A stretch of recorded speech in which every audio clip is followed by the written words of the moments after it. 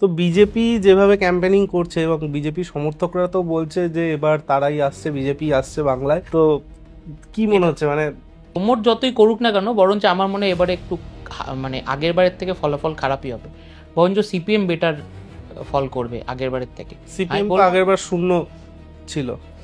আমি বলছি না যে গভর্নমেন্টে চলে আসবে, হুম বাট কিছু অপোজিশনস তো তৈরি হবে, কারণ সিপিএম ভালো ক্যান্ডিডেট কিছু কিছু জায়গায় দিয়েছে এবং যারা ওয়েল ডিজার্ভ। কারণ আমি মনে করি যে গভর্নমেন্টে যদি ধর তৃণমূল কংগ্রেসই থাকে, তাহলে একটা ভালো অপোজিশন দরকার। বিজেপিকে আমার এই লাস্ট 5 বছরে কোনো ভালো অপোজিশন মনে হয়নি।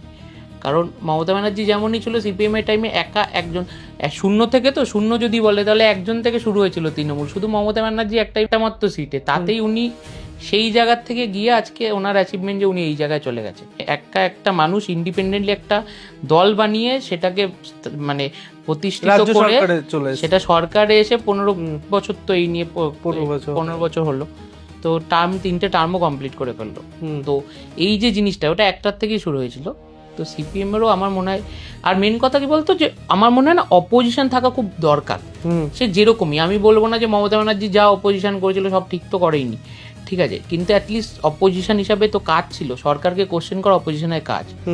এবারে এই যে বিজেপি গভর্নমেন্টে আমি দেখিনি প্রত্যেকটা টাইমে এদের ফোকাস শুধু মানে এতেই থাকে, মানে ভোটে জেতাতেই থাকে, তারপরে মানে ভ্যানিশ হয়ে যায়। এই বিধানসভা হয়ে গেল, তারপরে নেক্সট টাইমে লোকসভার জন্য সবাই প্রিপারেশন নেবে, তার মাঝখানে রাজ্যের জন্য কি হচ্ছে, এতগুলো বিজেপি সিট ছিল, তাতে আমি দেখিনি কোনো বিল পাস নিয়ে বা কোনো কিছু নিয়ে কোনো ডিবেটে যে খুব বেশি কিছু বলেছে। ওই ধর্মবাদ দিয়ে আর কোনো কিছু পলিটিক্সের মধ্যে এরা ইনভলভ হয় না, যে ডেভেলপমেন্ট নিয়ে মমতা ব্যানার্জিকে কোশ্চেন করছে, বিজেপি করেনি।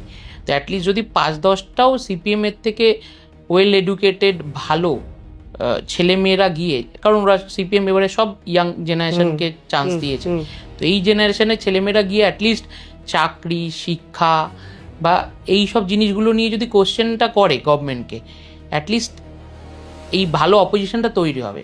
নাহলে অপোজিশন হিসাবে কেউ এক্সিস্ট করে না বেঙ্গলে, ওটা আরও বেশি অসুবিধার জায়গা হয়ে গেছে। কারণ যতই সে তারা বাইরের থেকে অনেক প্রতিবাদ করুক না কেন, আজকে অভয়ার কেসটার সময় বাইরে থেকে যতই প্রতিবাদ করুক না কেন, বিধানসভায় দাঁড়িয়ে 10টা এমপিও মানে 10টা এমএলএও যদি কোশ্চেনটা করতো, তাহলেও তার একটা বেটার ইম্প্যাক্ট পড়তো। কিন্তু সেই চান্সটা পাচ্ছে না, কারণ এরা নেই, ভেতরে নেই। আমার দরকার ভেতরে থাকা দরকার, শিক্ষিত লোককে পাল্লা মানে বিধানসভায় থাকা উচিত।